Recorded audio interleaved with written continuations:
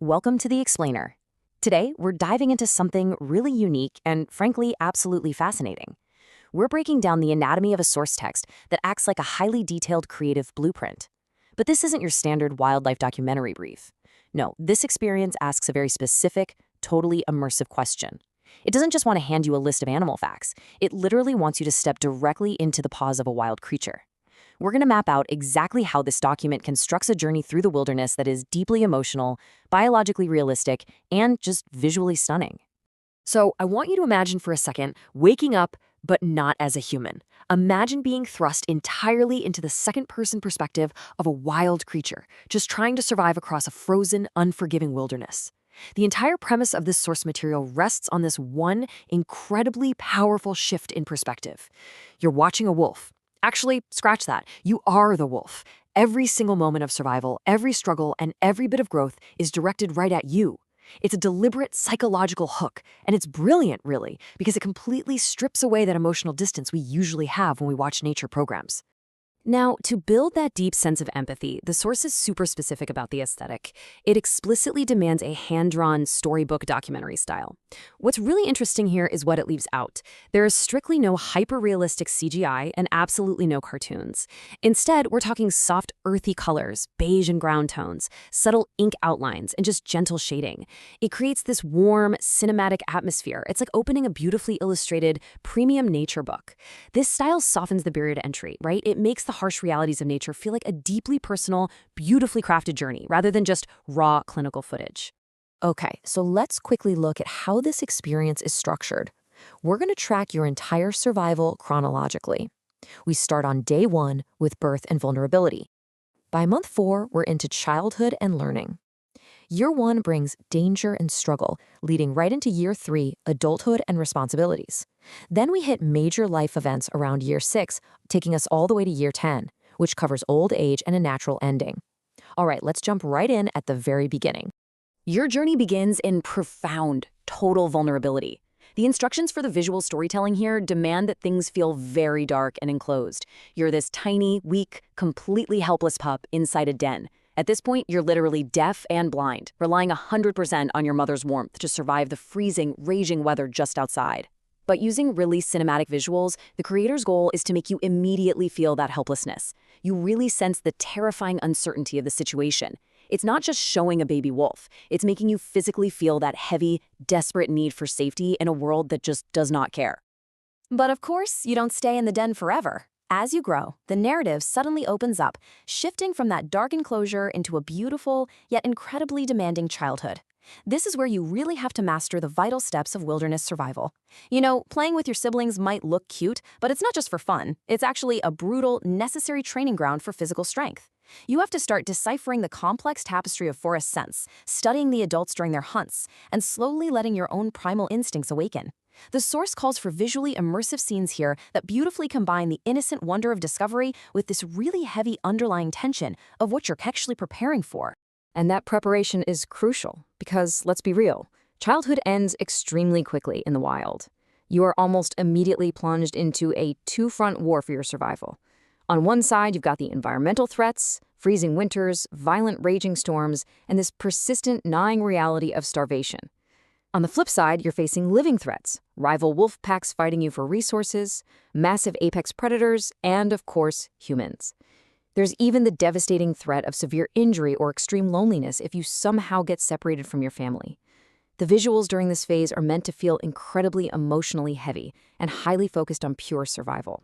So, how does the source ensure you don't just, brush past all these threats? It heavily anchors the script in that second-person perspective we talked about at the start. You feel hunger. It is such a simple, brief phrase, but it's a massive mandate for the creator. The narrative ensures you physically feel the cinematic dread of the natural world. It's never the wolf is hungry, it's you are hungry. It completely bridges the gap between the screen and your actual nervous system. Surviving that brutal struggle finally leads you right into adulthood. And this is where the source absolutely insists on strict biological realism. You aren't just surviving anymore. You are working. You have to master coordinated hunting and relentless prey tracking. You're constantly out there defending your borders through territorial patrols, scent marking, using complex body language and howling to communicate across these vast, snowy distances. But most importantly, you take on the massive burden of raising pups and protecting your own family, exactly the way your mother did for you. Now, all of these adult duties tie into one absolutely crucial concept: pack hierarchy. The text makes it incredibly clear that the whole lone wolf thing, yeah, that's basically a myth when it comes to long-term survival. This structured social order, which dictates leadership and assigns highly coordinated roles, is exactly how your adult responsibilities keep your entire family alive. Every howl, every border patrol, every shared meal, it's all a deeply ingrained piece of this hierarchy working overtime to hold back the harshness of the wild. Of course, leading a pack through the wilderness means your adult life is going to be defined by some seriously dramatic turning points. The source outlines a stark contrast for this phase. On the one hand, you get to experience these soaring highs and survival victories. Your very first successful hunt, finally securing your territory, or maybe even stepping up to become the alpha. But right alongside those amazing triumphs are just devastating emotional losses. You're going to face brutal territorial battles, terrifying near-death experiences, and the bitter, painful tragedy of losing beloved family members. It's a complete cinematic roller coaster.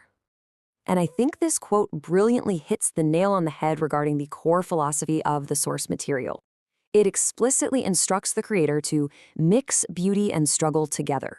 That right there is an emotional mandate. It demands this perfect, seamless blend of the breathtaking wonder of nature, the soft morning sunlight, the gorgeous seasonal transitions, with its absolute unflinching ruthlessness. It's a powerful reminder that in the natural world, beauty and struggle aren't opposites at all. They're literally two sides of the exact same coin. Eventually, though, the relentless passage of time catches up with you. Father Time comes for us all, right? The source handles this final phase of life with immense, quiet respect. You become older, you become slower, weaker, and hunting becomes a real struggle. The pacing of the storytelling intentionally slows way down here to a very poignant, reflective tempo. You spend time remembering your past, pushing through your final winters, until you eventually face a realistic, natural ending out in the wild. The instruction is to make this ending deeply meaningful and visually powerful. It's a quiet, graceful conclusion to a really loud, vibrant life. Looking back on this entire life cycle, you realize this experience was never really just about reciting animal facts. Not at all. It was actually a highly effective delivery system for a profound emotional payload.